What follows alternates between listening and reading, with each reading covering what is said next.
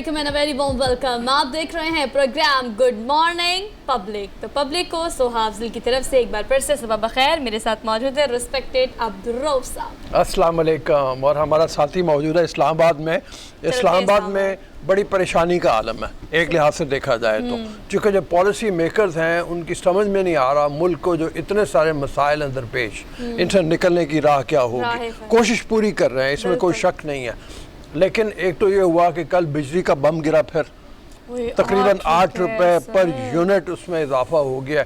और फिर खबर ये है कि जुलाई के महीने में लोड शेडिंग में और इजाफा हो सकता है। और सर जुलाई के बारे में तो प्रेडिक्ट किया जा रहा है बहुत कुछ हो सकता है। जुलाई का महीना शदीद तरीन इम्पोर्टेंट हो सकता है हर एतबार से। लेकिन हरमीत के पास चलते हैं, पहले हरमीत की तरफ चलते हैं, फिर हम अपनी गुफ्तगू जारी रखेंगे। हेलो हरमीत।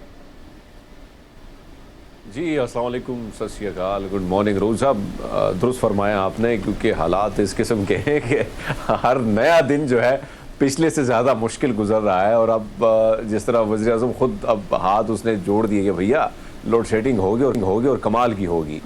तो अब हमने अपने आप को, तो पहले हमारे जो मुसद्दिक साहब हैं उसने पहले भी कहा था कि भाई जुलाई का महीना और उसके बाद आगे क्या होगा ये नहीं मालूम, लेकिन ये बड़े कमाल के होंगे और इसमें जो लोड शेडिंग होगी वो बहुत ज़्यादा होगी। और हम देख रहे हैं कि गर्मी की जो शिद्दत में इजाफा हो रहा है वो भी हैरानकुन है कि इस तरह की गर्मी जिस तरह हालांकि बारिशें गुज़िश्ता हफ्ते बारिशें भी हुई थी, लेकिन उसके बावजूद हम देख रहे हैं कि गर्मी की शिद्दत में इजाफा हो रहा है, जिसकी वजह से एक तो लोड शेडिंग की अगर मैं बात करूँ तो टाइमिंग उसकी इतनी ज़्यादा हो गई है कि अब देहात और दीगर इलाके जो हैं वहाँ तो बिजली गायब है, लेकिन जो शहरी इलाके हैं ख़ासकर मैं अगर बड़े बड़े शहरों की बात करूँ तो वहाँ पे भी 8 और 9 और 10 घंटे जो है वो बिजली किस न किस तरीके से गायब रहती है। हाँ, बिजली अभी उसकी मर्जी, जहाँ मर्जी चली जाए, हम क्या कह सकते हैं, हम मजबूर हैं बिल्कुल। खैर कल भी हमने बात की थी इस हवाले से कि बुनियादी तौर पे यूक्रेन की वॉर को कॉज समझा जाता है कि जिसकी बुनियाद के ऊपर इस वक्त आलमी सतह के ऊपर जो गैस है LNG उसकी कीमतें बढ़ गई हैं। और यूरोप में चूँकि गैस की बहुत किल्लत है, वो यूरोप से जो उनके यूक्रेन से और रूस से मंगवाते थे गैस, वो बंद हो गया सिलसिला। रूस को उन्होंने बाइकआउट किया हुआ है, रूस से ले नहीं रहे, जिसकी बुनियाद के ऊपर गैस की कीमतें बढ़ रही हैं। और गैस की कीमतें जो हैं वो यूरोप तो अदा कर सकता है, हम जैसा गरीब मुल्क कर नहीं सकता। अब एक हाल इन्होंने ये निकाला है, लेकिन वो पता नहीं कब तक होगा। और वो ये है कि अफगानिस्तान से कोयला लिया जाएगा और वो पाकिस्तानी करेंसी में दिया जाएगा उसके पैसे जो हैं, क्योंकि कोयला भी साथ ही साथ इंटरनेशनल मार्केट में बेपनाह महंगा हो गया। तो प्लांट्स जो है उनको चलाया जा रहा है या कोयले से या गैस से। हालांकि कोयले से चलाने में एनवायरमेंटल हैजर्ड्स बहुत ज़्यादा होते हैं, इससे कि वो पोल्यूशन पैदा करता है। लेकिन इस मौके के ऊपर लोगों को ये फिक्र नहीं पड़ी हुई कि पोल्यूशन होगी या नहीं होगी, उनको ये पड़ी हुई है कि किसी तरह से बिजली की किल्लत को पूरा किया जाए, एनर्जी की किल्लत को पूरा किया जाए। फिर इतने इंतजाम करने के बावजूद भी कि आपने सैटरडे संडे का अलग स्केड्यूल दे दिया, डेली आपने मार्केट्स बंद करने का एक अलग स्केड्यूल दे दिया, इतनी प्लानिंग और हिकमत अमली के बावजूद भी एनर्जी क्राइसिस जो है वो पहले से एक्सट्रीमिस्ट होते जा रहे हैं। सुबह सुबह उठ के गुड मॉर्निंग करने के बाद हमने क्या हाल पूछना है आम आवाम से। सर हमें पता है कि आम आवाम का हाल क्या और हर गुजरते दिन के साथ कैसा होता जा रहा है। बहरहाल टॉप स्टोरीज की जानिब चलते हैं। जुलाई का महीना प्रिडिक्ट किया जा रहा है कि बड़ा अहम हो, और सब आप जानते हैं कि पंजाब में ज़िमनी इलेक्शन भी होने जा रहा है, उसके लिए भी तैयारियां अरूज पर है, महंगाई अरूज पर है, माशी सूरत हाल, IMF और बहुत सारी चीज़ें हैं। बट ऑल दो टॉप स्टोरीज में टॉप ऑफ द स्टोरीज हम डिस्कस करेंगे। पाकिस्तान पीपल्स पार्टी से मुआहदे पर पेशरफ नहीं हुई, और अगर ना हुई पेशरफ तो अपने फैसले हम खुद करेंगे, ये कहती है MQM। तो MQM के स्टांस को हम कैसे देखते हैं ये टॉप स्टोरीज में हम डिस्कस करेंगे। इसके अलावा सर अगेन आपने जिसका इंडिकेट किया शुरू में, 1 नहीं 2 नहीं 3 नहीं 5 रुपये भी नहीं, 8 रुपये पूरे बिजली जो है वो हरमीत महंगी हो गई है। तो मुल्क में बिजली का जो शॉर्टफॉल है वो इतना ज़्यादा हो गया है, कैसे इस डेफिशिएंसी को पूरा करेंगे, इसको हम टॉप स्टोरीज में आपसे शेयर करेंगे। इसके अलावा सर ओवरसीज़ पाकिस्तानियों के लिए वोटिंग के तरीक़ाकार पर आइनी तरमीम के खिलाफ दरख्वास्त जो है वो मुस्तरद कर दी गई है, यकसर मुस्तरद कर दी है। तो इलेक्शन कमीशन को पंजाब असम्बली की मखसूस कुछ ऐसी नशिस्तें हैं सर जिस पर नोटिफिकेशन जारी करने की इंस्ट्रक्शंस आई हैं। इसको क्या तरीक़ाकार है, नई अमेंडमेंट्स कौन कौन सी हुई हैं, आपसे शेयर करेंगे। भाई आपने वोट डालने जाना है तो आपको अवेयरनेस होना बहुत ज़्यादा ज़रूरी है, तो इसको आज के प्रोग्राम में डिस्कस करेंगे। उसके बाद आम हो और आम हो, सर आम और ज्यादा हो और बहुत सारे और मीठे हो। मीठे हो मुल्तान के हो सर। और मेरी मीठे बहुत हो। अच्छी डिजाइनर है, हाँ। उसने मुझे कपड़े भेजे हरमीत, साथ अच्छे से उसने मुझे आम की पेटियां भी भेजी और जो वहाँ के रसीले और मीठे आम है आप उसका बड़ी मुकाबला खुशकिस्मत कोई हो। नहीं। मैं तो फेसबुक पे स्टेटस लगा लगा के थक गया हूँ कि कई दोस्त जो हमारे जिनका ताल्लुक मुल्तान के इलाके से हो तो आम के लिए हम मुंतजर हैं, लेकिन अभी तक पीटी आई नहीं है। वैसे मुझे उमूमन आ आ जाती गई है है। कभी कभार। वो आप इरहा को लिखो ना तो आपको पहुंच जाएगी। हाँ, हमारी जो हमारे प्रोड्यूसर है, वो प्रोड्यूसर है मुल्तान इरहा, से है। तो वो हम मुल्तान तीनों से मिलके ना एक अर्जी डालते हैं इरहा को, इरहा जाए घर और जाके आम की पेटियां लेके आए।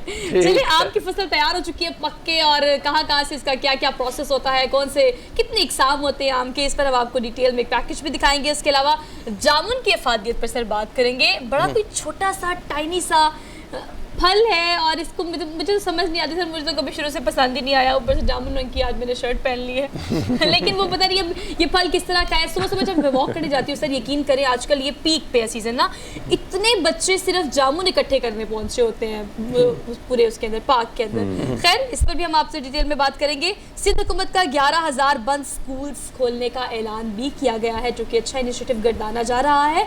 लेकिन किस प्रोसेस के तहत ये सारे काम होंगे सर, इसको आज के प्रोग्राम में हम डिटेल में डिस्कस करेंगे। Let's go to daily dose. जी, डेली डोज आवाम को हुकूमत ने तो कर दी है बिजली, हम भी कोई अच्छी डोज आपको दे देते हैं ताकि आप भी थोड़ा रिफ्रेश होकर अपने दिन का आगाज करें। इस्लामाबाद चलते हैं हरमीत, हमारे इस्लामाबाद, ठीक है। और इस्लामाबाद आ रहे हैं क्योंकि इस्लामाबाद की सड़कों पर आपने भी चलती फिरती एक ऑटो वर्कशॉप देखी होगी। तो कि सर बड़ी अच्छी बात है कि गाड़ी भी कहीं भी किसी भी वजह से ख़राब हो जाए तो चलती फिरती ऑटो वर्कशॉप को आप करें कॉल, वो आ जाएंगे आपके पास जहाँ भी आप होंगे और वहाँ खड़े खड़े आपकी गाड़ी कर देंगे ठीक। तो ये बड़ी अच्छी बात है जी। वैसे तो खैर लाहौर में भी अच्छा, बहुत ये सारे सब लोग बहुत हैं। अच्छी बात है। वैसे रूस हाँ। साहब आपने देखा होगा कि बहुत सारी गाड़ियाँ, बहुत सारी चीज़ें, खासकर बाइक बहुत ज़्यादा रास्ते पे ख़राब होते हैं तो बड़ा मुश्किल होता है। आप उसको पैदल धक्के धक्के दे के जब लेके जाते हैं, और एक तो गर्मी ऊपर से, ये बड़ा मुश्किल होता है। लेकिन अगर आप हम देखते हैं कि कई जगहों पे, कई इलाकों में हमने देखे कि बाकायदा नंबर दिए गए होते हैं, उस पर आप कॉल करते हैं तो वहाँ से गाड़ी आ जाती है और कोई मैकेनिक जो है पहुँच के आपकी हेल्प कर देता है। तो मेरे ख्याल में इस्लामाबाद में ये जो जिसने भी लिया है ये इक़दाम मेरे ख्याल में बहुत बेहतर है, क्योंकि ये जो धक्के खाने वाला सीन है कम से कम उसमें आपको रिलैक्सेशन मिलेगी और आपकी गाड़ी उसी जहाँ पे ख़राब हुई है तो वहाँ पे ठीक होके आप अपने मंजिल मकसूद की तरफ जा सकेंगे। ये देखो, ये गाड़ी जो दिखाई जा रही है ना, जो वर्कशॉप है चलती फिरती, उसमें उसे छोटा सा कंप्यूटर भी रखा हुआ है जो मतलब आपके टूल्स हैं पूरे के पूरे, हर तरह की सहूलत है और वो जो भी मसला होगा आपको आपके करीब पहुँच के हल कर देगा। और सर अच्छी बात ये कि देखिए एक ऑटोमोबाइल वर्कशॉप हो ना मैकेनिक की, तो बाकायदा एक बस टाइप होती है, ये मिनी बस होती है इस तरह से। सर उसने अपनी ही गाड़ी को यूटिलाइज किया, उसके ऊपर लिखा आसिफ ऑटो, उसको अच्छे से बाहर से डेंटिंग पेंटिंग की, अंदर उसे सारा सामान रखा, लो जी गाड़ी चलाई और निकले जी, हम चलते फिरते रोजी कमाएंगे, लोगों की मदद भी करेंगे। तो ये जो अच्छा इनिशिएटिव खुद लिया है सर, यही होते हैं वो अच्छे सोचने वाले और जो छोटी सोच से बड़ा काम कर लेते हैं। वैसे तो लाहौर में भी मैंने कई जगह देखा है, मोटर बाइक के ऊपर लोग फिर रहे होते हैं, उन सड़कों के ऊपर चक्कर लगा रहे होते हैं कि गाड़ी ख़राब हो जाए, खुद आ जाते हैं। लेकिन ये जो इस्लामाबाद वाला काम है ये बहुत ऑर्गेनाइज अंदाज में है और मेरा ख्याल है कि इस तरह की चीज़ की ज़रूरत भी बहुत है, हर शहर में ज़रूरत है अगर देखा जाए तो। अगली खबर क्या है जी? अगली खबर सर हमारे पास ये है कि अब आपने अगर सोना है और अगर अच्छी नींद सोना है तो आपको पैसे खर्चने पड़ेंगे कम से कम सर, कम से कम और वो भी बहुत सारे 1 करोड़ 18 लाख बस सर। अच्छी नींद की कीमत तो यही होती है ना सर। अगर ये हो मतलब तो वैसे इतनी सी रकम, इतनी सी, अगर के आगे क्या है? अगर हरमीत इतने पैसे पास हों तो वैसे ही मीठी नींद आ जाएगी वैसे ही सुकून की नींद आ जाएगी भाई। Very good sir. ये जो है ना कोई हॉलैंड से इनका ताल्लुक है इस शख्स का और ये माहिर नफ्सियात है सर। इन्होंने कोई कितने साल, मेरे ख्याल से कोई 15 साल इस पे तहकीक की है और तहकीक करने के बाद सर बड़ी खूबसूरत कितने उसको तो मुझे जो पिक्चर नजर आई एकदम से तो मुझे अंदाज़ा हो गया कि कितनी इसकी प्रोडक्टिविटी है। खालिस मिस्री कपास से बनने वाले इस तकिए को सर शहतूत के कीड़ों से हासिल किया गया, जो रेशम होता है ना इसका प्रोसेस, उससे बनाया सर। खैर मेरी समझ में ये नहीं आया कि बाकी चीज़ें तो ठीक हैं, लेकिन इसके अंदर कहा जा रहा है कि 24 जो कैरेट का गोल्ड है, डायमंड्स हैं, वो लगाने की क्या ज़रूरत है, पता नहीं, वो मेरी समझ में नहीं आया। मतलब बाकी चीज़ें तो हैं कि इसकी वीविंग बहुत शानदार है, बहुत आला किस्म की कॉटन इसमें इस्तेमाल हुई है, लेकिन साथ में गोल्ड और डायमंड्स भी हैं भाई। मतलब अब वो गोल्ड और डायमंड्स पता नहीं मेरे ख्याल से जिप जो लगाई है ना वो गोल्ड उसको वैसे ही ना पाजी, आपने जिस तरह कहा कि पैसे हों तो वैसी नींद आ जाती है, तो अपने आप को खुश रखने के लिए ना वैसे हाथ वैसे टच किए तो हाँ अच्छा अजीब डायमंड का वैसे सराहना है तो और नींद खूब आ जाएगी। लेकिन ये है कि इस लॉजिक की मुझे खुद भी समझ नहीं आई कि भाई इसको इसके साथ जोड़ने की क्या जरूरत थी। और देखिए वैसे भी 24 पिलो इस तरह हो तो कैरेट, वैसे ऐसे आम ये भी नहीं 24 कैरेट के सर सोना साथ हीरे, मुझे लगता है 5 इसके अंदर कैरेट का भी जिप नहीं, है यहाँ तो ना। 5 बड़ा मशहूर है हमारे यहाँ। हमारे यहाँ तो हरमीत अगर ऐसा तकिया होगा तो साथ गार्ड्स रखने पड़ेंगे 2, बगैर गार्ड्स के नहीं चल सकता। हाँ हमारे यहाँ तो आम बड़ा तकिया नहीं मुश्किल कोई है सर। छोड़ता। अब लोगों ने 2-2 हज़ार रुपए के लिए गार्ड रखे हैं, तो ये तो 20 कैरेट की बात हो रही है। लेकिन मुझे बात सुने सर, मुझे ये बताएं आखिर उसने बनाया है, उसने 15 साल तहकीक की है, खरीदने वाले भी तो होंगे ना जिनको नींद प्यारी है, जिनको सर वो उससे जरूर। मुझसे पूछेंगे इस तकिए पे नींद कैसे आती है। मुझे लगता है इस तकिए पे तो नींद आनी नहीं चाहिए। ये खैर ऐसा तकिया जेफ बेजोस या एलन मस्क वही खरीद सकते हैं, आम आदमी तो नहीं खरीद सकता। चले सर उनसे पूछेंगे भी किसी दिन कि आपको नींद कैसी आती है इस तकिए पे। ये और मेरे ख्याल में उन्हीं के लिए है, या बड़ी बड़ी एक्ट्रेसेस हॉलीवुड की जो मिलियन ऑफ डॉलर्स कमाते हैं। टॉम क्रूज का नाम लिया जा सकता है, जेनिफर। ये टॉम क्रूज जरूर खरीदना चाहेगा मेरे ख्याल जिनको में। दौलत संभालने की टेंशन होती है कि कैसे संभाले रू साहब, तो उनको नींद शायद उनके लिए जरूरी है। बहुत सारे ऐसे एक्टर, बहुत सारे ऐसे लोग जिनको रात को नींद नहीं आती।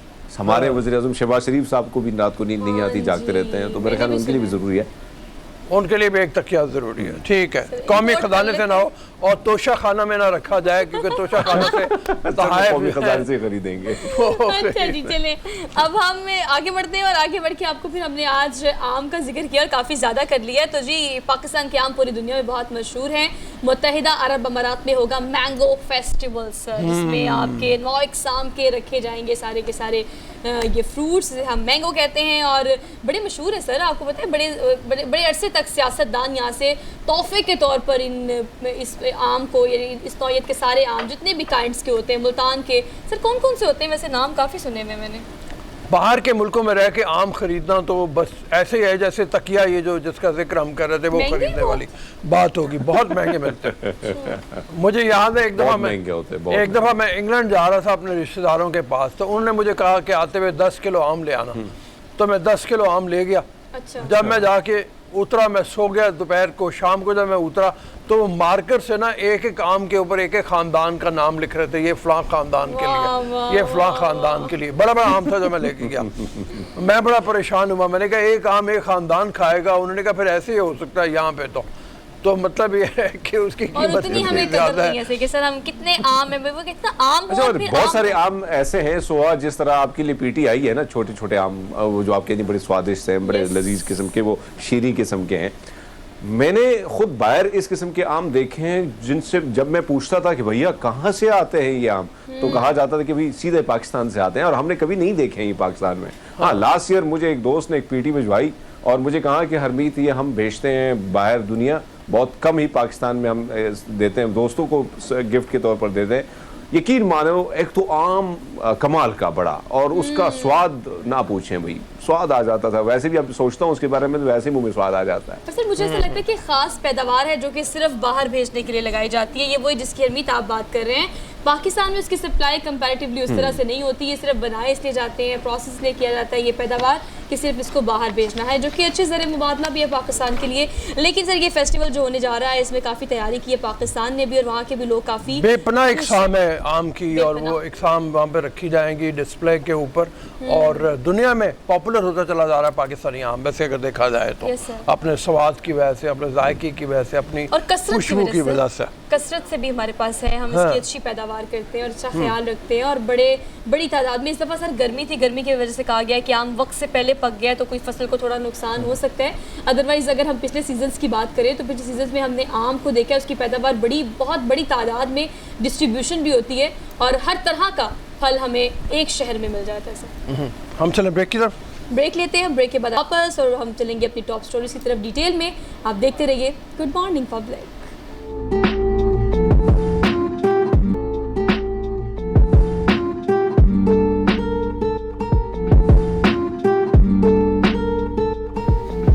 अस्सलाम वालेकुम। तो आज ब्रेक के बाद एक ऐसे वक्त में जबकि मुल्क बहुत मसाइल का शिकार है, एक बड़ा मसला और पैदा हो रहा है, और वो ये है कि इत्तेहादी आपस में नाराज़ी का इजहार कर रहे हैं एक दूसरे से।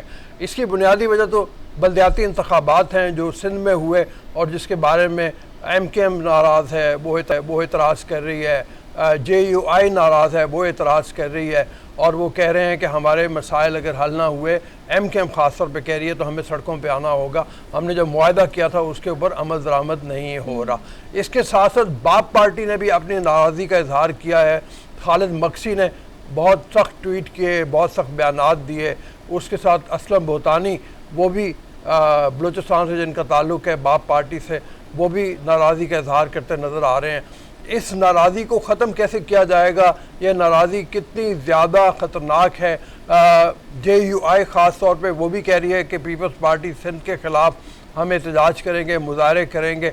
ये क्या रखने डालेगी, क्या प्रॉब्लम्स क्रिएट करेगी, इस हवाले से बात करेंगे। अतर काज़मी मारूफ सीनियर दानिश्वर तजियाकार हमारे साथ मौजूद है। अस्सलाम वालेकुम अतर जी। वालेकुम सलाम सर। सर ये जो है जिसमें नाराज़ियाँ आ रही हैं सामने हमारे, MKM नाराज़, JUI नाराज़, उधर से बाप पार्टी के लोग नाराज़, ये कितना ख़तरनाक साबित होगा हुकूमत के लिए और इसका कोई हल है? मतलब आपकी समझ में आता है कि कोई हल ऐसा होगा जिसकी तरफ वज़ीर आज़म या बाकी इत्तेहादी आपस में मिल बैठें और फिर इसका हल निकालें? देखिए, ये एक दूसरे से नाराज़ी तो जाहिर कर रहे हैं और कल JUIF के एक लीडर ने तो ये भी कह दिया कि मैं सिंध के अंदर सिंध हुकूमत के ख़िलाफ़ हम मार्च करेंगे और बहुत ज़्यादा यहाँ पे धांधली हुई है। और उसके अलावा आपने भी जिक्र किया कि पार्लियामेंट के अंदर खड़े होके वो सब कुछ कहते रहे, एक दूसरे से गिले शिकवे करते रहे। लेकिन बड़ी इंपॉर्टेंट बात असलम बोतानी साहब ने वहाँ पे कही, उन्होंने ये कहा कि हमें कहीं से कॉल आई तो हम आपके साथ मिल गए, वहाँ पे हमें फंड्स मिलते थे पर इज्जत नहीं मिलती थी। ये तो क्लियर है कि यहाँ पे इनको फंड्स भी नहीं मिल रहे और इज्जत भी नहीं मिल रही, बेइज्जत भी हो रहे हैं और वो भी फंड्स के बगैर। लेकिन जब तक वो कॉल वाला जो उन्होंने मसला है ना, जब तक वो मसला हल नहीं होगा तो ये कहीं नहीं जाएंगे। ये इसी तरह रोते रहेंगे, एक दूसरे के खिलाफ गिले शिकवे भी करते रहेंगे। लेकिन जिन्होंने इनको इकट्ठा बैठाया है, जब तक वो इनको नहीं कहेंगे कि आप अलहदा हो जाएं, इन्होंने कहीं पे नहीं जाना। तो ये इनकी मजबूरी है और एक दूसरे के खिलाफ ये इसी तरह बातें भी करते रहेंगे। लेकिन मुझे नहीं लगता कि इतनी जल्दी ये हुकूमत को छोड़ेंगे। अब जरा MKM की भी बात हो जाए। MKM में जैसे वसीम अख्तर काफ़ी नाराज़ नजर आए और उन्होंने कहा कि हम सड़कों के ऊपर होंगे।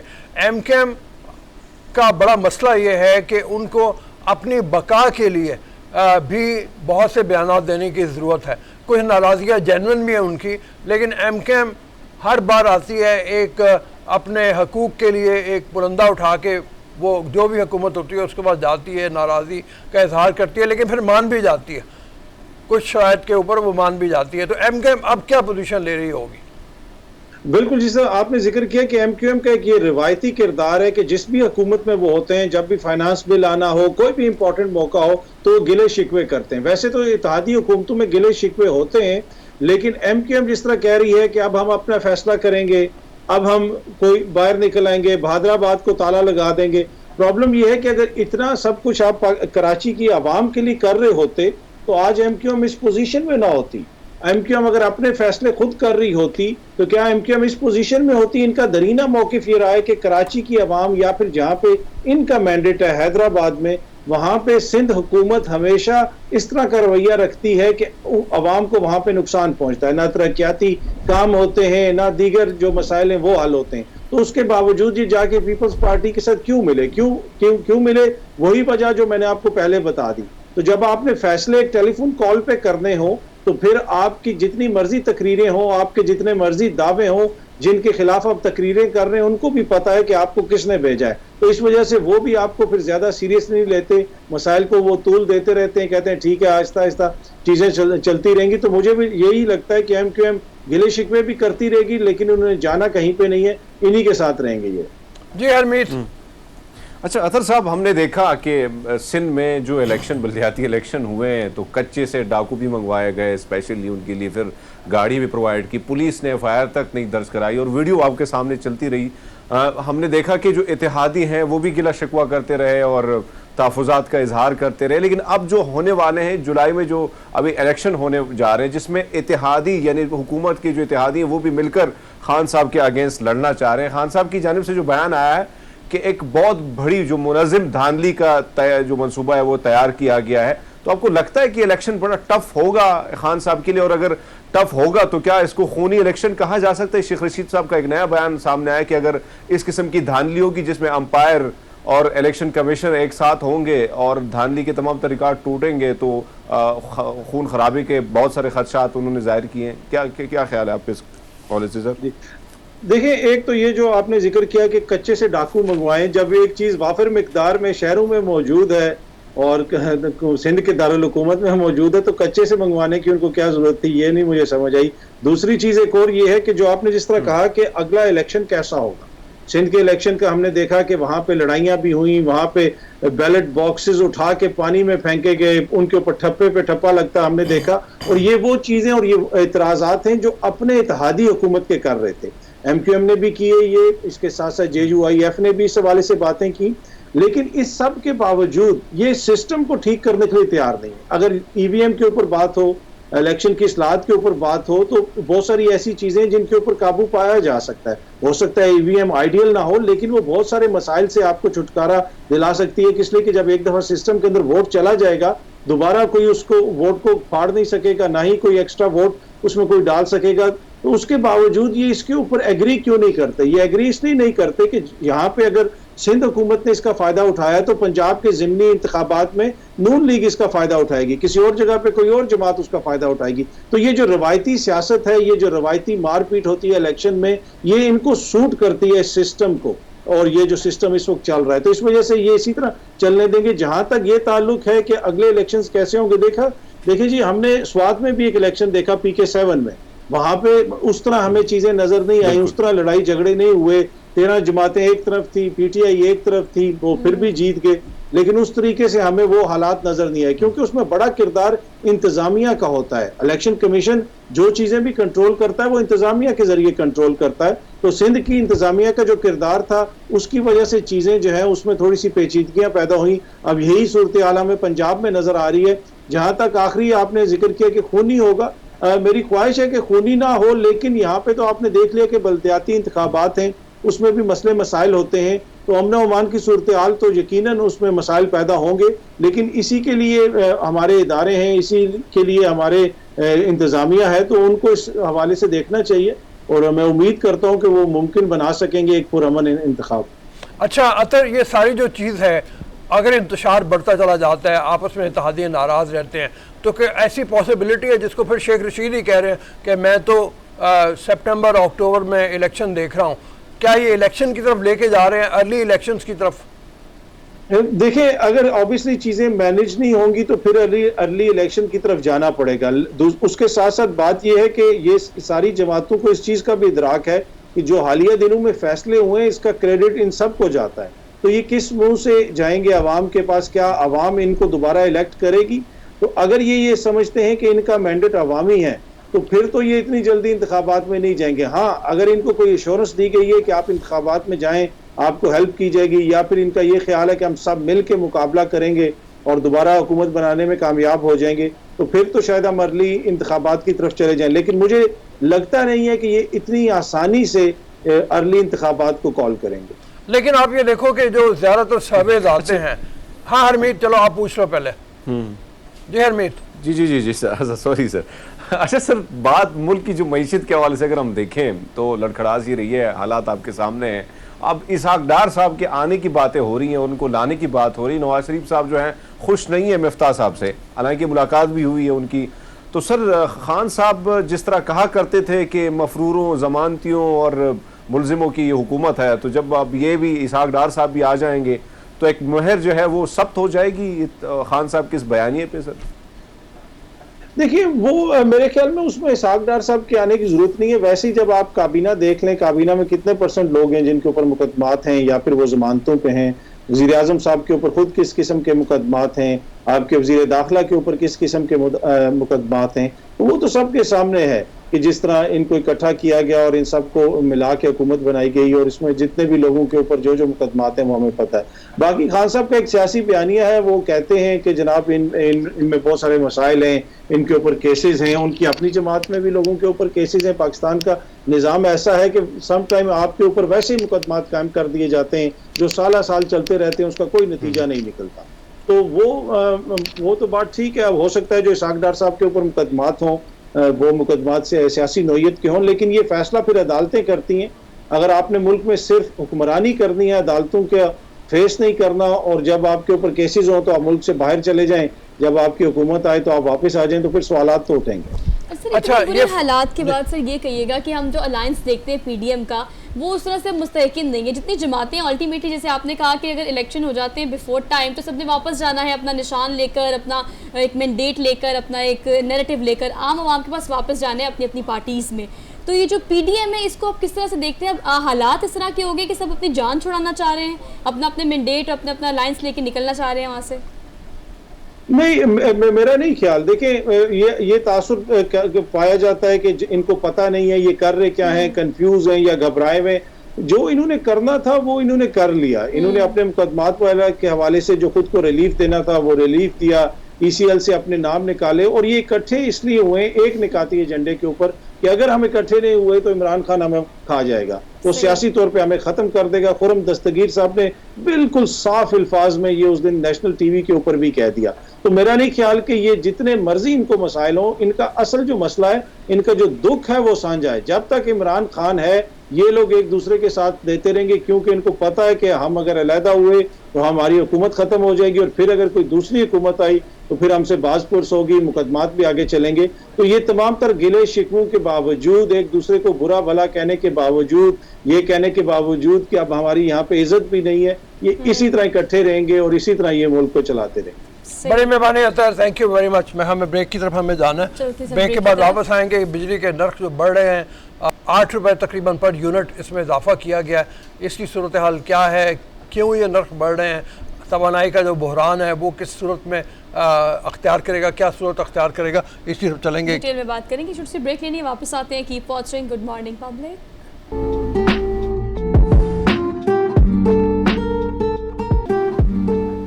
Welcome back after the break. हमारा बिल्कुल दिल नहीं करता कि हम सुबह सुबह उठ के आपको इस तरह की खबरें दें, लेकिन हमारी मजबूरी है, क्योंकि आप भी सुबह सुबह उठ के पहली थॉट आपके दिमाग में यही आती होगी, बिजली बहुत महंगी हो गई, पेट्रोल बहुत महंगा हो गया, खाने पीने की अशिया खुरनोश बहुत महंगी हो गई, जाएँ तो जाएँ कहाँ, करें तो क्या करें। सर इतनी महंगी बिजली, हमें इस बात का एहसास उस वक्त नहीं होता, कहाँ जाते हैं काम सेंटेंस बोलते हैं कि जंग किसी के भी हक में बेहतर नहीं होती। सर ये जो हम देख रहे हैं रूस और यूक्रेन की जंग, जिसकी वजह से आलमी महंगाई है, अब हमारे कंसर्न डिपार्टमेंट्स हाथ जोड़कर ये इल्तिजा कर रहे हैं कि हम किसी भी फ्यूल एडजस्टमेंट में या किसी भी जिसको हम दरामद करके अपने प्लांट्स चलाते हैं, अब हम इस क्रेडिबिलिटी में नहीं है या हम इसको अफोर्ड नहीं कर सकते कि वहाँ से वही चीज़ वही फ्यूल दरामद करके दोबारा से इन प्लांट्स को चलाया जाए। तो अब ये रिक्वेस्ट की जा रही है कि किस तरह से हमने इस सूरत हाल को मज़ीद बेहतर करना है। कराची, लाहौर, इस्लामाबाद, हर जगह से डेफिशिएंसी और शॉर्टफॉल इतना बढ़ गया है कि आने वाले इस महीने में, जिसे हम जुलाई कह रहे हैं, हर एतबार से, क्योंकि हमने देखा है कि हमने एनर्जी क्राइसिस को सेव करने के लिए इनिशिएटिव तो ले लेंगे, लेकिन उसके बावजूद भी लोड शेडिंग मज़ीद बढ़ेगी और सर सूरत हाल मज़ीद ख़राब हो सकती है। और ये मौसम जिसकी बात हो रही है, ये वो मौसम है जो ह्यूमिडिटी अपने रूज पे होती है। कल मैं देख रहा था सुबह के वक्त में, मुझे गर्मी बहुत लग रही थी, मैं बाहर निकला, बहुत ज़्यादा गंदी गर्मी थी, तो पसीना पसीना में हो रहा था, तो मैंने देखा तो 39 टेम्परेचर आ रहा था, लेकिन मैंने नीचे जाके देखा तो 52% ह्यूमिडिटी थी, जिसके बाद लिखा हुआ था कि फील्स लाइक 50, यानी यह है कि गर्मी तो 39 डिग्री की है, लेकिन ह्यूमिडिटी की वजह से आपको 50 डिग्री लग रही है। ऐसे में लोड शेडिंग, ऐसे में बिजली का ना होना, ऐसे में आपको बगैर पंखे के, बगैर बिजली के, बगैर लाइट के बैठना एक अजाब का सा समा होता है। और ये जुलाई का महीना, अगस्त का महीना ख़ास तौर पे ऐसे में है कि जहाँ पे बिजली बहुत ज़्यादा जाती है। सर हम पंजाबी एतबार से देखें तो वो कहते नहीं सावन आ गया, अब सावन आने में कुछ दिन बाकी रह गए। दरअसल ये वो वाहिद कुछ महीने होते हैं जहाँ पर शदीद गर्मी होती है, और शदीद गर्मी इस तरह की नहीं कि जो आप बर्दाश्त कर सकें। दरअसल ये हब्स के इलाके, जैसे ये हब्स के वो कुछ दिन होते हैं जब शदीद आपको ना कूलर काम करता है ना पंखा काम करता है, बिजली हो तो ये दोनों चीज़ें काम करें। अब तो बिजली भी नहीं है, ना पंखा चलेगा ना कूलर चलेगा। वो जोश वाली आबादी का शेर है ना कि वो हब्स है कि लू की दुआ मांगते हैं लोग, मिसरा है उनका एक, कि इतना हद से ज़्यादा कि लोग दुआ करते हैं कि लू ही चल पड़े।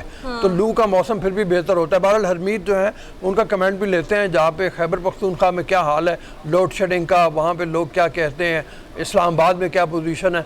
इस्लामाबाद में लोग हरमीत वो भी उतने ही परेशान हो गए वैसे तो बिजली के ना होने की वजह से। और परेशानी तो बहुत ज़्यादा है, हर शख्स जिससे भी पूछें तो वो यही गिला शिकवा यही करता रहता है कि आप देखेंगे गवर्नमेंट की जानिब से हर हफ्ते हम देख रहे हैं, हफ्ता गुजरता है तो 5 और 3 और 7 और 8 रुपए जो है वो फी यूनिट जो है उसमें इजाफा कर दिया जाता है। आपने खैबर पख्तूनख्वा की बात की, या हम बलूचिस्तान की बात करें, या सिंध की बात करें, या अंदरूनी पंजाब की बात करें, वहाँ तो इन इलाकों में तो बिजली ना होने के बराबर है। यानी लोग आबादी हो चुके हैं, हम उनको पता है कि बिजली आती है, घंटे के लिए आएगी तो 10 घंटे बिजली गायब होगी। ये हालात हमारे उन इलाकों के, उन सूबों के। और जिस तरह सुबह फरमा रही थी कि भाई आपने संडे बाज़ार बंद कर दिए, आपने शाम के वक्त जो है औकात में भी चेंज तब्दीलियाँ लेके आए, लेकिन उसके बावजूद रात की बिजली जो है कम से कम इतना होना चाहिए कि जो रात गुजरती है बड़े मुश्किल से, सुबह सारा दिन जो लोग थके हारे काम करते हैं, मुख्तलिफ इदारों में काम करते हैं, लोग मजदूरी के लिए जाते हैं, बाहर दिहाड़ी लगाते हैं, वो लोग जब रात को जाते हैं कोशिश उनकी होती है कि वो सुकून से सो जाए, रात नींद भर जो है पूरी रात जो है वो नींद करके सुबह अपने कामों पर जाए। तो रात को भी यही हालात हैं, यानी रात को भी आपकी लाइट जो है वो गायब रहती है। दिन तो चलो दिन को तो आपने गायब ही करनी है, लेकिन कम से कम अगर रात को भी ये सहूलत अगर होती, बिजली होती, तो कम से कम आप रिलैक्स होते, सुबह अपने काम के लिए कम से कम फ्रेश जाते।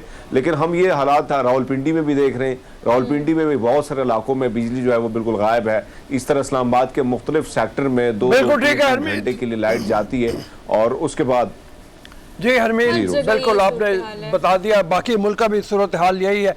ऐसी इसमें तवानाई का भी बहरान है, इसके बारे में हम बात करते रहेंगे। आइंदा आने वाले प्रोग्राम्स में भी कोशिश करेंगे कुछ एक्सपर्ट से इस बात पे भी बात करें कि आखिर तवानाई का ये बहरान जो है इसका हल भी कोई है या नहीं है।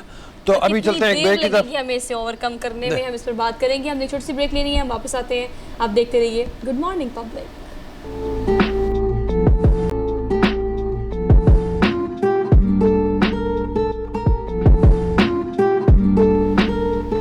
अस्सलाम वालेकुम। दुआ जी ब्रेक के बाद, लंबी ब्रेक थी थोड़ी सी, लेकिन बहरहाल हम आपकी खिदमत में हाजिर हैं। इलेक्शन अगर ज़िमनी इंतखाबात देखा जाए तो पंजाब में तो बिल्कुल सर के ऊपर खड़े हुए हैं, और वैसे भी कम टाइम रह गया कि अब जब जनरल इलेक्शन भी होने हैं।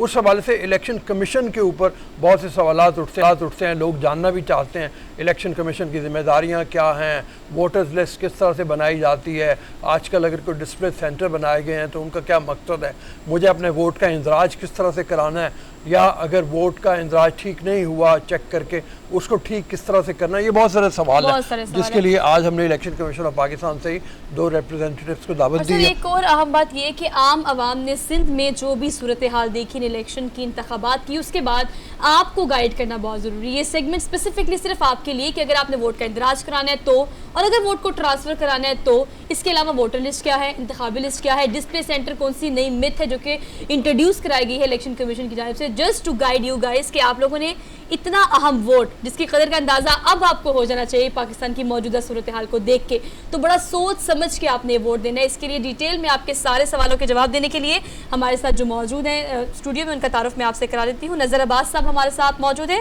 रीजनल इलेक्शन कमिश्नर, आपको आज के प्रोग्राम में खुशामदीद कहते हैं। अस्सलाम वालेकुम। और उसके अलावा हमारे साथ मौजूद है हुदा अली गोहर, इन्हें कहते हैं, और ये सीनियर पब्लिक रिलेशन ऑफिसर है। हुदा, वेलकम टू द शो।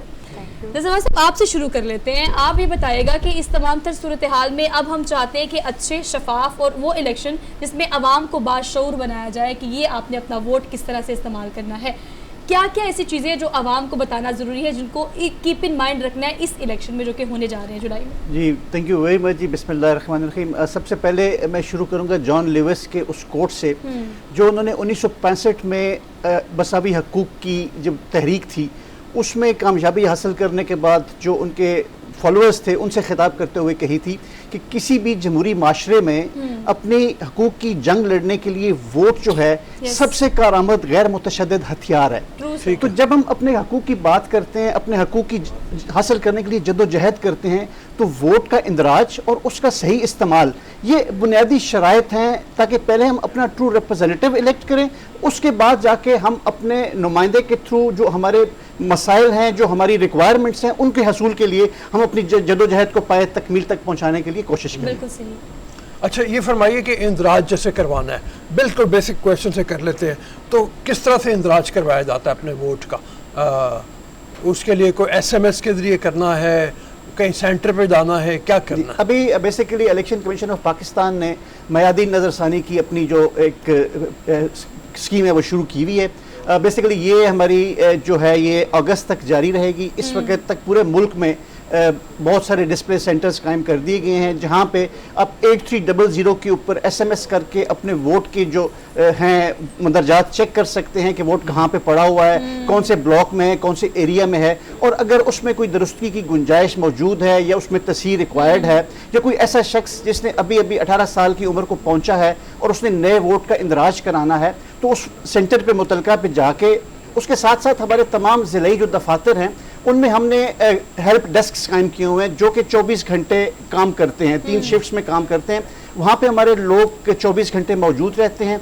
किसी शख्स को अपने डिस्प्ले सेंटर के बारे में मालूमात हासिल करनी है तो उन पे कॉल करके अपने मुतलका डिस्प्ले सेंटर्स के बारे में जान सकता है। वहाँ पे जाके जो मुतलका फॉर्म्स हैं उसको सबमिट करवा के 30 तारीख तक इलेक्शन कमीशन ने एक्सटेंड भी किया हुआ है, जो ये हमारे डिस्प्ले सेंटर्स का चल रहा है, सिस्टम चल रहा है, वहाँ पे जाके मुतलका फॉर्म सबमिट करवा के तो अपने वोट की तस्हीह भी कराई जा सकती है, वोट का इंदराज भी कराया जा सकता है, और उसके साथ साथ अगर किसी अजीज़ व अकारिब का इंतकाल हो चुका है और उनके वोट को हज़फ कराना मकसूद है तो उसका हज़फ भी वहाँ से कराया जा सकता है। अच्छा देखिए सर, आप जो बात करें ना उसमें खुदा आप being a senior public relation officer ये बताइएगा कि बड़ी सारी चीज़ें होती हैं, शादियाँ हो जाती हैं, आपके ट्रांसफ़र हो जाते हैं, आप माइग्रेट कर जाते हैं, कुछ तरह की चीज़ें ना, इससे भी बहुत बड़ा एक वोट ऐसा है जो कि लोग वोट कास्ट करते ही नहीं है।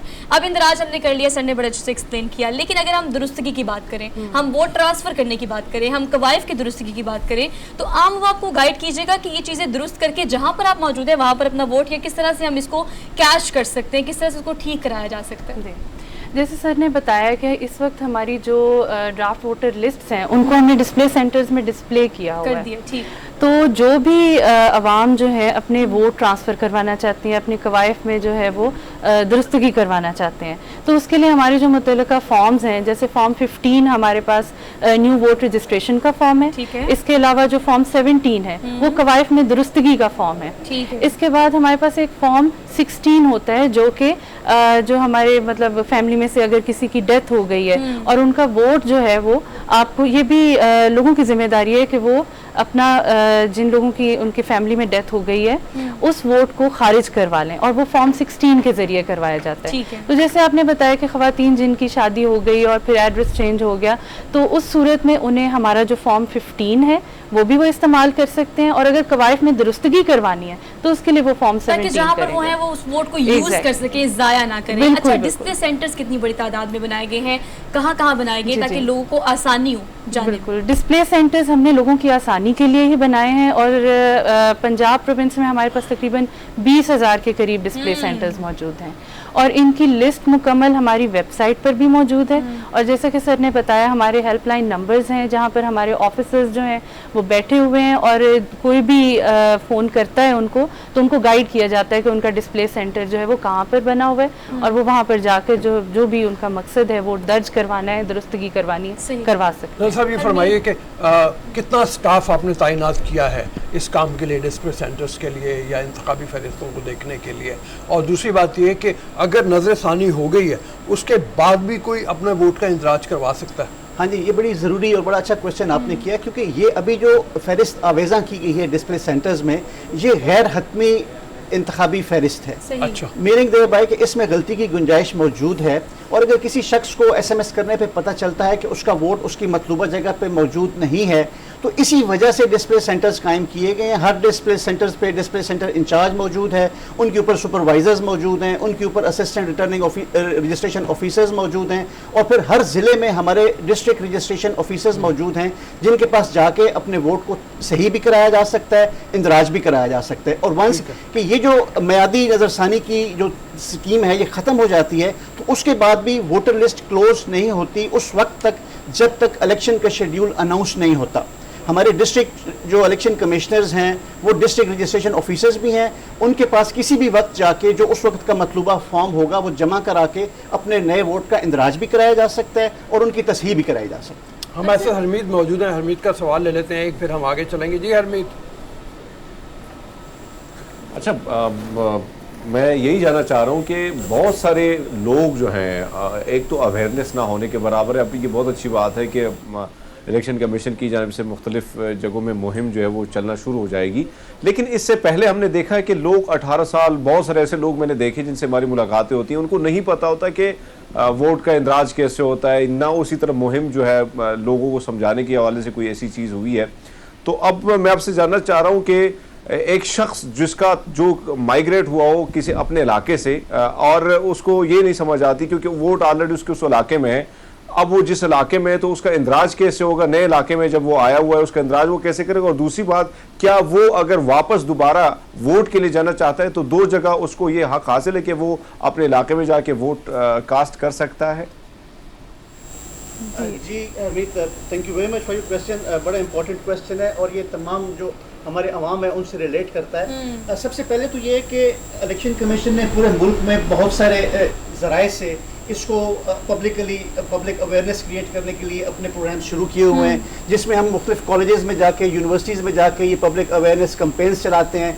उसके अलावा तमाम डिस्ट्रिक्ट्स में हमारी डिस्ट्रिक्ट वोटर एजुकेशन कमेटीज़ कायम हैं, जहाँ पे तमाम मकातब फ़िक्र के लोग उसमें शामिल हैं। उसमें ख़वातीन की नुमाइंदगी है, उसमें स्टूडेंट्स की नुमाइंदगी है, उसमें ट्रांसजेंडर्स की नुमाइंदगी है, ताकि अपने अपने जो तबके को जाके वो सेंसिटाइज कर सकें, वोट की अहमियत से आगाह भी कर सकें और उनको ये भी बताया जा सके कि जी वोट का इंदराज किस तरह मुमकिन बनाया जा सकता है। सेकेंडली, आपने जब ट्रांसफ़र की बात की तो इलेक्शन एक्ट 2017 के बाद अब कोई भी शख्स अपने शनाख्ती कार्ड पे दर्ज पते के मुताबिक ही वोट रख सकता है, या वो अपने मुस्तकिल पते पे वोट रख सकता है या वो अपने आर्जी पते पे वोट रख सकता है। पहले ये इजाज़त थी किसी भी शख्स को कि वो किसी भी अपने तीसरे पते पे अपना वोट दर्ज करवा सकता था, लेकिन 2017 के इलेक्शन एक्ट के बाद सिर्फ 31 दिसंबर 2018 तक ये इजाज़त दी गई थी कि अपना वोट किसी जगह पे, तीसरी जगह पे रख सकते हैं। उसके बाद अगर किसी शख्स ने नकल मकानी की है तो उसके लिए ज़रूरी है कि पहले अपने शनाख्ती कार्ड पे अपना पता तब्दील करवाए। सही। पता तब्दील करवाने के बाद वो अपने मुतलका डिस्ट्रिक्ट इलेक्शन कमिश्नर के पास जाके तो अपने वोट की तब्दीली के लिए दरखास्त जमा करा सकता है और पते के मुताबिक उसका वोट वहाँ पे ट्रांसफ़र कर दिया जाए। अच्छा, ये बड़ा टेक्निकल पॉइंट है। जी जी जी, जरा इनसे पूछ लेते हैं कि कोई अंदाजा है वोटर्स की तादाद है कितनी कुल पाकिस्तान में? दर्ज वोटर्स जो हैं उनकी। जी, रजिस्टर्ड वोटर्स जो हैं इस वक्त हमारे पास सुबह पंजाब में तकरीबन 6 करोड़ से ज़्यादा वोटर्स हैं। 6 करोड़ 86 लाख से तकरीबन तजावज़ कर चुके हुए हैं। ठीक है। और ओवरऑल कंट्री में हमारे पास 12 करोड़ के करीब जो है। अच्छा, जो अवेयरनेस कैंपेन हम चला रहे हैं, इसको चलाने के बाद आपको क्या लगता है कि 2017 के बाद से हमारे पास मर्दमशुमारी के फैक्टर फिगर एग्जैक्ट नहीं है, तादाद बढ़ी है, आवाम बढ़ी है, लोग ज़्यादा हो गए हैं। अब अगर अवेयरनेस जनरेट होती है, इस अवेयरनेस कैंपेन के बाद कितनी बड़ी तादाद में लोग आ रहे हैं अपना वोट दर्ज कराने के लिए, अवेयरनेस से कितना फ़ायदा हो रहा है? बिल्कुल, इससे हमें बहुत फ़ायदा हुआ है क्योंकि इलेक्शन कमीशन जो है ये अवेयरनेस कैंपेन्स के हवाले से बहुत सेंसिटिव है और बहुत प्रोएक्टिव अप्रोच है। सही, हमारी जो that's really good. सीनियर हमारी मैनेजमेंट है, बहुत ऐसी पॉलिसीज़ और बहुत से ऐसी डायरेक्शंस हमें दी जाती हैं जिसमें हम अवेयरनेस कैंपेन बहुत एक्टिवली चला रहे हैं, जिसमें ख़ास तौर पे जैसे जिक्र अभी सर ने भी किया है कि यूथ को हम टारगेट करें, फीमेल्स को हम टारगेट करें थ्रू यूनिवर्सिटीज़, कॉलेजेस, और फिर जो हमारी डिस्ट्रिक्ट वोटर एजुकेशन कमेटीज़ हैं उनके थ्रू भी हम ये पीरियोडिकल रिवीजन की एक्टिविटी के अलावा भी मज़ीद जो भी हमारी एक्टिविटीज़ होती हैं उनमें हम उनको सेंसिटाइज करते हैं ताकि वो ग्रास रूट लेवल पे जाके हमारा जो मैसेज है वो लोगों तक पहुंचाएं। और उसके बाद हमें 2017-18 के बाद से, वैसे तो कैंपेन काफ़ी देर से हम चला रहे हैं लेकिन एक्टिवली ये आफ्टर 2017 हमने जब लोगों ने आना शुरू किया और अपना वोट दर्ज कराना कुछ हल्का बंदियों के बारे में ज़रा बताइए हमें थोड़े से, इनकी अहमियत क्या है, क्यों हल्का बंदियों की ज़रूरत पेश आती है, कौन से बुनियादी उसूलों को सामने रखा जाता है हल्का बंदियों के हवाले से? जी बिल्कुल, देखें पाकिस्तान में जहाँ पे पार्लियामेंट्री फॉर्म ऑफ गवर्नमेंट है और first past the post system के थ्रू इलेक्शन कराए जाते हैं जिसको प्लूरलिटी सिस्टम भी कहा जा सकता है। यहाँ पे सिंगल मेंबर कॉन्स्टिट्यूंसीज होती हैं, उस जैसे मकसद ये है कि तमाम मुल्क को ऐसे मसावी हलकों में तकसीम कर दिया जाए आबादी की बुनियाद पे जहाँ से मतलूबा तादाद में नुमाइंदगान जो हैं उनको कौमी असम्बली या सूबाई असम्बली के लिए मुंतखब किया जा सके। सही। तो ये बेसिकली इलेक्शन कमीशन को आर्टिकल 222 जो है कॉन्स्टिट्यूशन ऑफ पाकिस्तान का, उसमें ये जिम्मेदारी सौंपी गई है कि इलेक्शन कमीशन जो है उसने हल्का बंदियाँ नेशनल प्रोविंशियल असम्बलीज के लिए भी और उसके अलावा जो भी इलेक्शंस होते हैं लोकल गवर्नमेंट के, उसके लिए भी इलेक्शन कमीशन की अवलीन जिम्मेदारी है कि वो मुल्क में हल्का बंदियों का काम सर अंजाम दे। और बेसिकली आप जानते हैं कि इलेक्शन कमीशन की जो सबसे बेसिक जो रिस्पॉन्सिबिलिटी है वो है कि conduct the general elections in A free, fair and transparent manner. और उस फेयरनेस की तरफ, उस ट्रांसपेरेंसी की तरफ सबसे पहला जो कदम है वो एक बिल्कुल शफाफ और गैर जानबदार किस्म की जो हल्का बंदियाँ हैं उनका इंजाम देना है।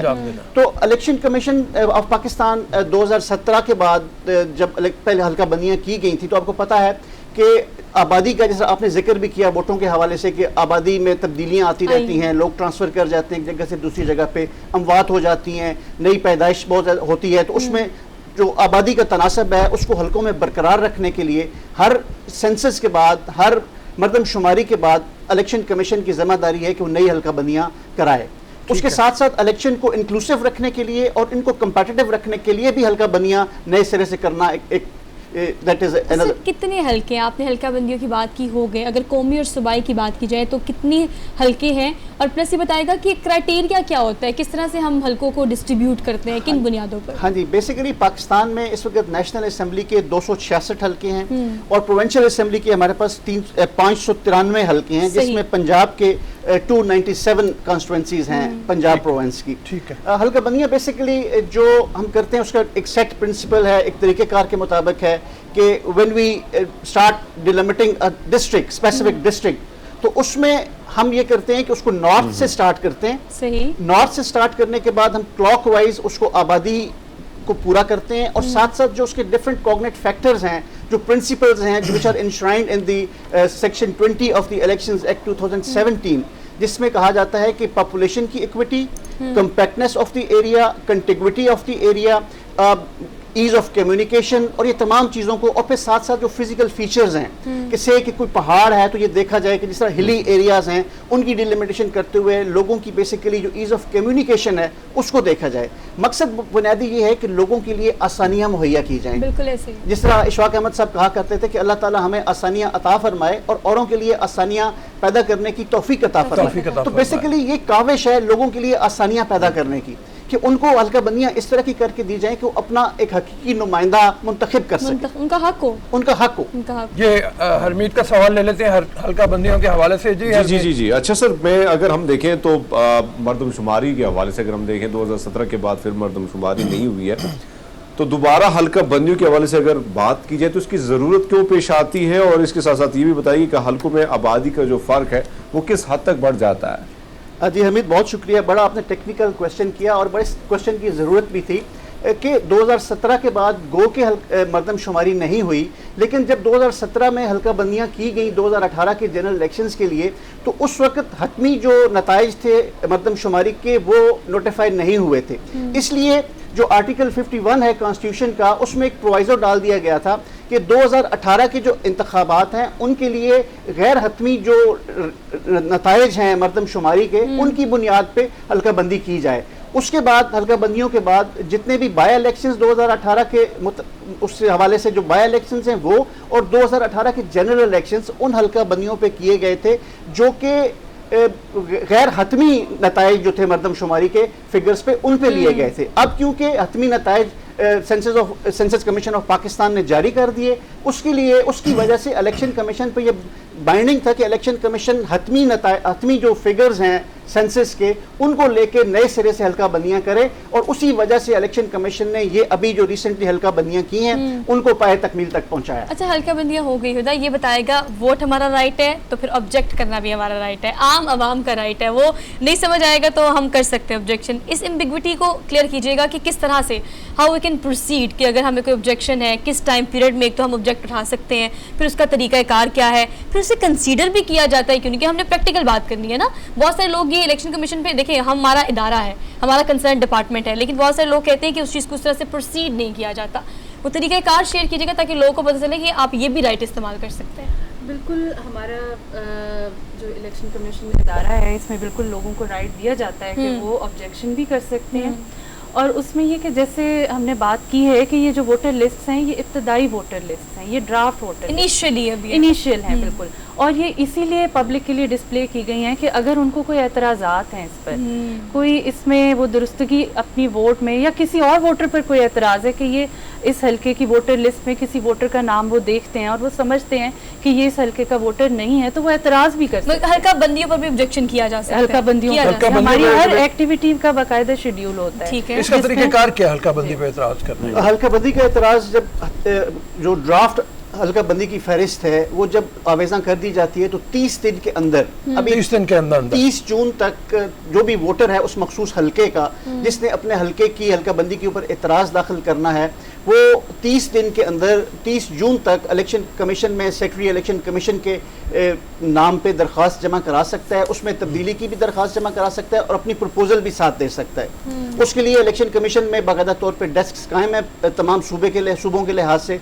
वहाँ से जाके वो अपने मुतलका जो उसके रिक्वायर्ड डॉक्यूमेंट्स हैं जिनमें नक्शाजात हैं, जिसमें वो फॉर्म्स की तफसील है, फॉर्म 5 की तफसील है, वहाँ से वो लेके 8 कापियाँ मैं पब्लिक के लिए आपके तवसत से ये बता देना चाहता हूँ कि वहाँ पे 8 कापियाँ नक्शों की और उनकी जो प्रपोजल है वो 30 जून तक जमा कराई जा सकती है।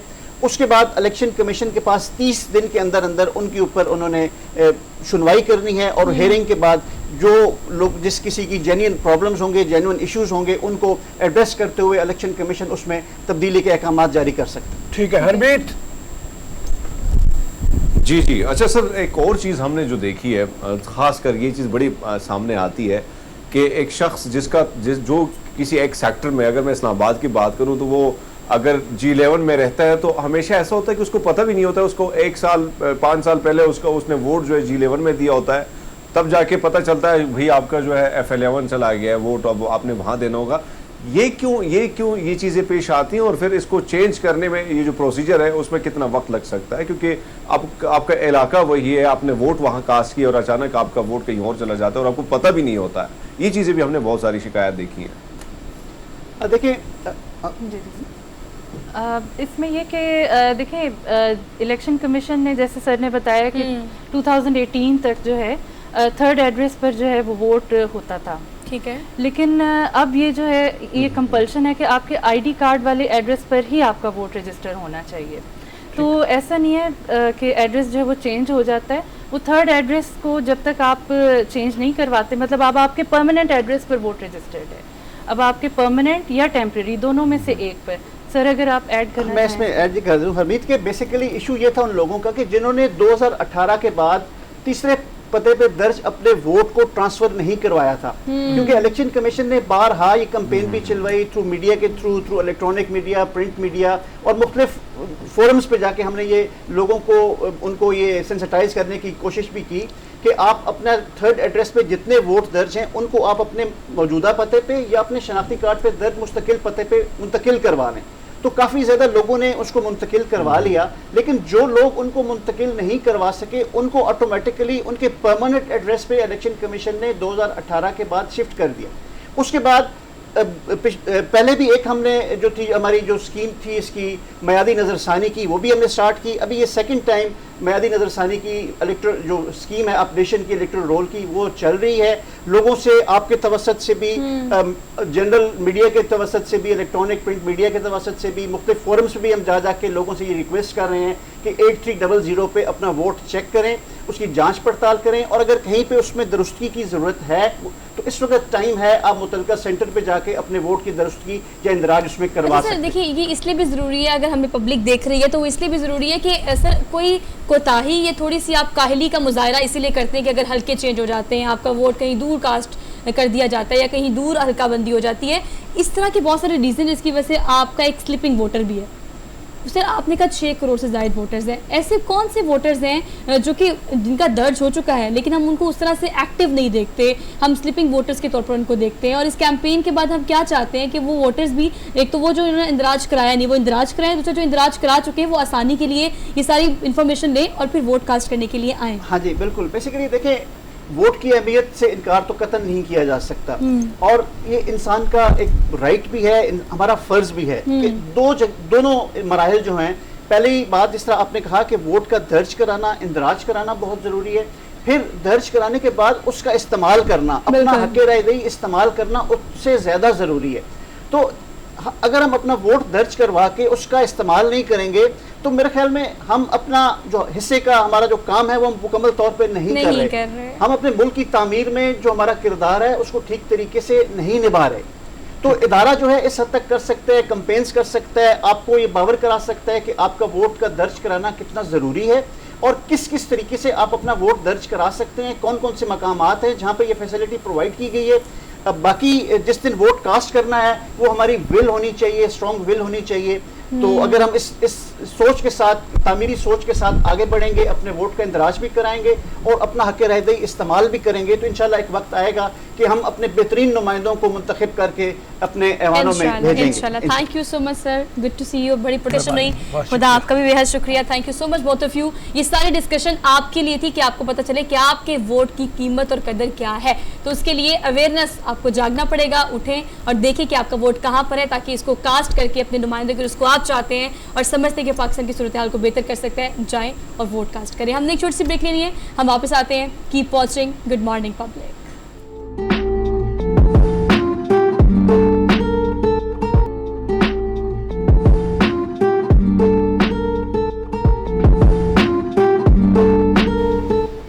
अस्सलाम वालेकुम नवाज जी। ब्रेक के बाद मुल्क में पोलियो के हवाले से कैंपेन का आगाज हो गया है। बाकायदा 27 तारीख से लेके 3 जुलाई तक पोलियो के कतरे पिलाए जाएंगे। घर घर लोगों को पिलाने के लिए टीमें जो हैं वो मुस्तैदी से अपना काम सर अंजाम दे रही हैं। अवेयरनेस के हवाले से भी बहुत से काम किए जा रहे हैं कि मुल्क में ये जो है अवाम में शऊर ज़्यादा से ज़्यादा फैले।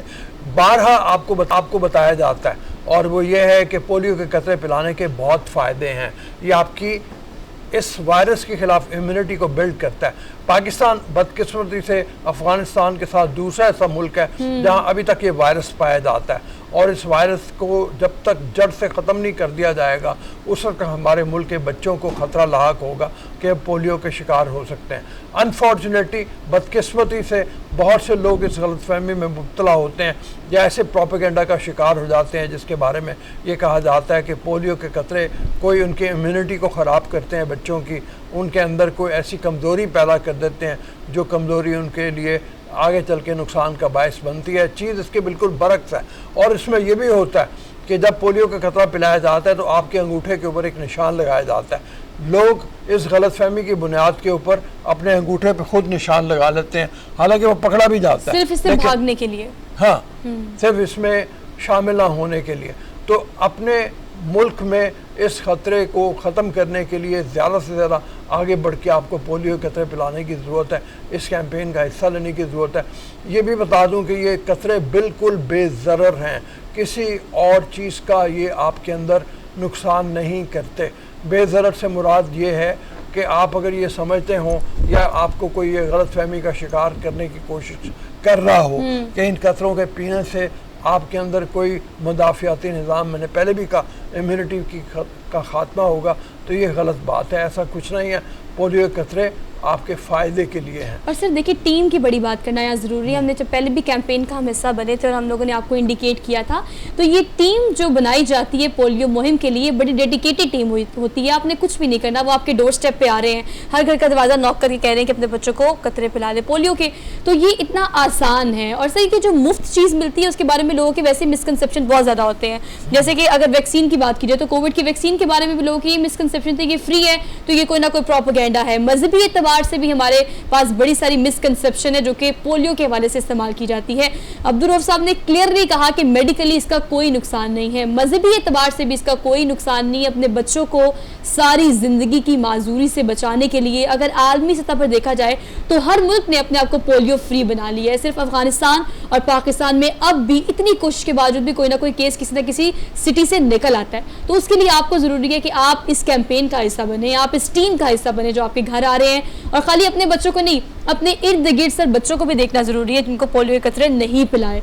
तो ये हरमीत की तरफ चलते हैं। हरमीत, आप खास तौर पे। रोज़ साहब मुझे याद है कि जब ये इनिशियल दिन थे पोलियो के, और उस वक्त ये होता था कि हमारे तो देहाती इलाके, हमारे तो गांव हैं, वहाँ पे मस्जिदों में ऐलानात किए जाते थे और फलां हॉस्पिटल आपने पहुँचना है, फलाने मरकज़ आपने पहुँचना है और बच्चों को लेके जाना है। शहरों में भी इस किस्म की चीज़ें थीं। तो मुझे अपने एक रिश्तेदार याद आ गए कि जो डॉक्टर थे, सर डॉक्टर हैं, अभी भी हैं, तो उनके जो बच्चा था, जाहिर बात है वो ड्यूटी में इतने मसरूफ थे, उनके पास टाइम इतना नहीं था कि वो अपने बच्चे को नहीं लेके गए, और वो बच्चा जो है आखिरकार पोलियो का वो शिकार हुआ। ठीक है, तो उसके साथ साथ हमने देखा कि पूरी लाइफ जो है उनकी कितनी टफ गुजरी। अब उस बच्चा जो है बड़ी मुश्किल से अपने पाँव पर वो खड़ा होकर वो कम से कम वो वॉक कर सकता है, लेकिन जिस तकलीफ से उस फैमिली को गुजरना पड़ा, उस वालिदैन को गुजरना पड़ा, वो उन्हीं से अगर आप जानेंगे तो आपको बेहतर पता चलेगा। लेकिन अगर हम देखेंगे, बहुत सारे पेरेंट्स की भी जिम्मेदारी बनती है कि अब तो बहुत आसानी हो गई है, आपके घर घर जो है हेल्थ वर्कर जो है वो आते हैं, पोलियो की जो मुहिम है उसमें बढ़ चढ़कर हिस्सा लिया जाता है। जहां जिन इलाकों में जो दूर दराज इलाके या यहाँ पे जो कबायली इलाके हैं वहाँ पे बहुत बड़े मसाइल भी पाए जाते हैं, लेकिन उसके बावजूद अपनी लाइफ को थ्रेट पे रख के, अपनी लाइफ को जिस तरीके से जाते हैं उन घर घर वहाँ पे इस मुहिम जोई का हिस्सा बनते हैं, वो हमने खुद देखा है, अपनी आंखों से देखा है कि वहाँ पे उनको थ्रेट भी मिलती हैं, लेकिन फिर भी वो घर घर जाके बच्चों को खतरे पिलाते हैं। तो मेरी गुजारिश उन वालिदैन से भी है कि जो लाइफ जिस किस्म से स्मूथ से चलती है, और आपकी एक कोताही से, आपकी एक गलती से, जो आप अपनी मसरूफियात से थोड़ा सा वक्त अगर आप नहीं निकालते तो पूरी जिंदगी आपकी भी खराब हो जाती है और आपके बच्चों की भी खराब हो जाती है। बच्चे भी सफ़र करते हैं और आप भी सफ़र करते हैं। तो मेरे ख्याल में वालिदैन को भी वही कोशिश करनी चाहिए कि जैसे ही ऐलानात किए जाते हैं और तो पोस्टर लगे जाते हैं मुख्तलिफ जगहों में, सोशल मीडिया के थ्रू, इलेक्ट्रॉनिक मीडिया के थ्रू, प्रिंट मीडिया के थ्रू आपको मैसेजेस जो है वो मिलना शुरू हो जाते हैं। तो ये एक बहुत अच्छी मुहिम है और अब इसमें तेज़ी भी आई है, लेकिन इसमें हम अगर बढ़ चढ़ कर हिस्सा लेंगे और कोशिश करेंगे, क्योंकि आप देखें ना कि पूरी दुनिया से ये मर्ज जो है ये ख़त्म हो चुका है। उन्होंने जिस तरीके से लोगों ने भी साथ दिया, हुकूमत ने भी बढ़ चढ़ कर काम लिया। हमारी प्रॉब्लम ये है कि हमारे यहाँ अवाम कई ऐसे इलाके जहाँ पे अवेयरनेस की कमी है, लेकिन अब बेहतरी आ रही है कुछ जगहों में कि लोग अब अवेयर हो रहे हैं, लोग सुन रहे हैं, इस चीज़ को समझ रहे हैं कि भैया ये नुकसान जो है हमारा है, हमारे बच्चों का, हमारे आने वाले नस्लों का होगा, हम बच्चों को पोलियो की ये 2 कतरे नहीं पिलाते। तो मेरे ख्याल में हम सबको हिस्सा बनना होगा, एज ए वॉलंटियर हमें हिस्सा बनना होगा, और जिसको नहीं पता और हमें पता है तो हमें बताना होगा। जी हरमीत, उसमें एक और चीज़ भी है, ऐड करता चलूँ, वो ये है कि एक दफ़ा कतरे पिला देना काफ़ी नहीं है। जब भी ये मुहिम चलती है आपको अपने बच्चों को कतरे पिलाने हैं, अगर आप मिस करेंगे तो भी नुकसान होने का अंदेशा मौजूद है। खैर चलते हैं, यहाँ से निकलते हैं। आम का पैकेज हम बड़ी देर से कह रहे थे, रसीले मीठे आम, तो अब दिखा देते हैं। आम की बजाय तुम जामुन की बात कर रही हो, क्योंकि तुमने जामुन पहना, मैं बहुत जामुन की तो मैं चाहती हूँ पहले जामुन दिखा दो। ये टाइनी सा जो फल है सर, इतना मजे का होता है, मैं आप लोग को बता के ख्वाब में था तुम जामुन की तरफ लेके हाँ सर, लेकिन चलिए अब दोनों दूध हमने आम का बहुत ज्यादा जिक्र कर दिया। फेस्टिवल है अभी मुत्तहिदा अरब अमारात पे, अब वो जामुन नहीं आलू बुखारा लग रहा था इतना बड़ा बड़ा। लेकिन देखिए सर, मैं आप बता रही थी कि सुबह जब मैं वॉक करने के लिए जाती हूँ सर, मैंने देखा वहाँ पर ये पीक सीजन है ना, पीक मौसम है सर, इतने दरख्त हैं, इतने दरख्त, और नीचे इतने बच्चे हैं जो कि तोड़ तोड़ के नीचे खा रहे हैं और शॉपिंग बैग्स में इकट्ठे कर रहे हैं। हाँ, उनको देख के मैं बहुत इतने फायदे हैं, देख के दिल कर रहा था आज ही जाते हुए खरीद के लेके जाऊं। इतने फायदे हैं उसके ज़्यादा, इतने विटामिन हैं। ये तो मुझे मालूम था कि अगर आपका पेट खराब हो तो आप जामुन खाएं तो आपका पेट डाइजेस्टिव होते हैं, मतलब हाँ, ये आपके पेट को ठीक भी हाजमे के लिए तकवीत भी देता है। बड़ा ब्लेस्ड मुल्क है हमारा पाकिस्तान। आम वाफिर मिकदार में है, जामुन वाफिर मिकदार में है। कदर करें पाकिस्तान की, मोहब्बत करें, अल्लाह पाक पाकिस्तान के साथ जो है वो जल्द अज जल्द हल करे। इस दुआ के साथ आपसे लेते हैं इजाज़त, इंशाल्लाह आपसे मुलाकात होगी कल। अपना बहुत सारा ख्याल रखिएगा, अल्लाह हाफ़िज़।